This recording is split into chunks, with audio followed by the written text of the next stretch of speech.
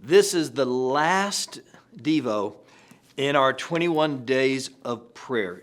Can you believe 3 days till Christmas? 2 days until our Christmas Eve service at Milton Frank Stadium. I'm filming this on December the 5th. I have no idea what the weather is today on December the 22nd. But you can pray for the weather.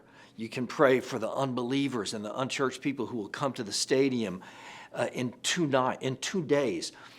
And pray for God to do an amazing work at Milton Frank Stadium.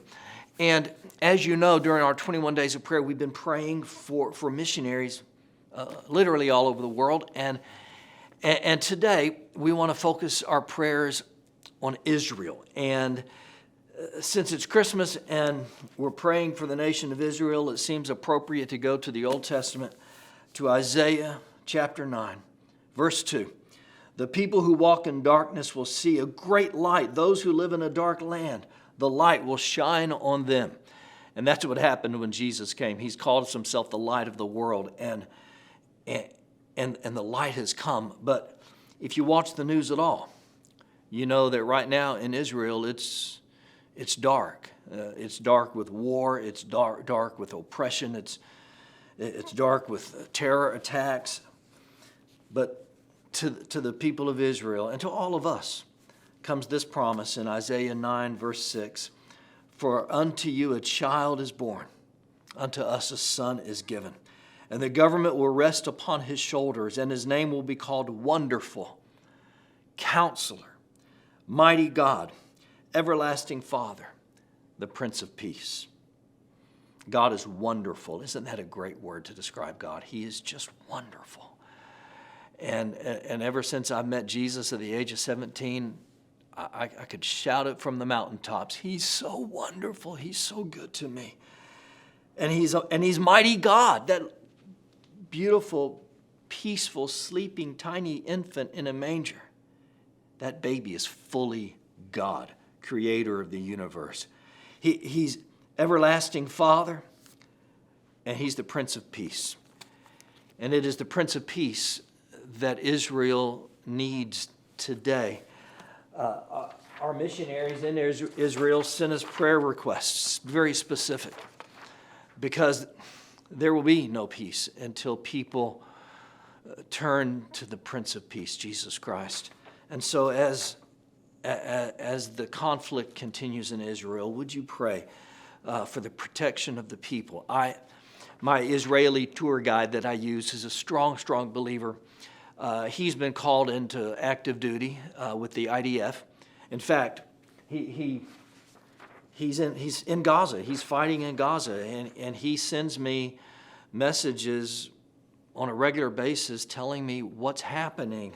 This one's a little funny, but I sent him a picture of a Slim Jim because he's a believer, so he doesn't worry about pork or anything like that.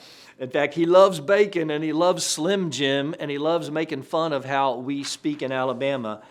And he sent me this message. Jan, my wife is standing right there. This came from Gaza, okay? There is nothing like a good-looking beef jerky with a Slim Jim. Try my accent now.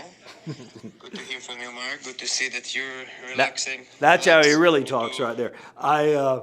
So there you have my godly friend in Israel who talks like an Israeli, but once in a while likes to make fun of us and our Slim Jims. I'm glad he has a sense of humor, but the devastation and the war and the atrocities are beyond words. Please be in prayer. Pray that people will be open to Yeshua. That's the Hebrew name for Jesus. They talk about following Yeshua. He tells me that he has fellow soldiers in his unit asking him about Jesus, and he'll talk to them about Jesus late into the night. In addition to that, there's a church there, the King of Kings Community.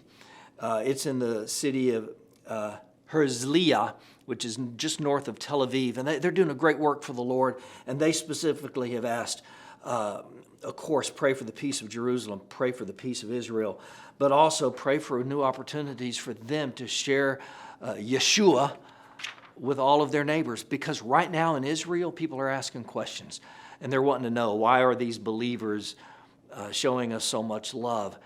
And there's an openness to the gospel that there has not been before. There's a big event the church has called Let There Be Light. They have it every Christmas, and it's a great opportunity for them to reach their fellow Jews with the message of Christmas, which is that the Messiah they've long been waiting for, he's already come. He came to a little town in Bethlehem 2,000 years ago. His name is Jesus, and he is the Prince of Peace, not only to bring peace to their land, but to bring us all what we need most, and that's peace in our hearts and peace with God. In 2 days, I'll see you at the stadium, and the day after that, Merry Christmas.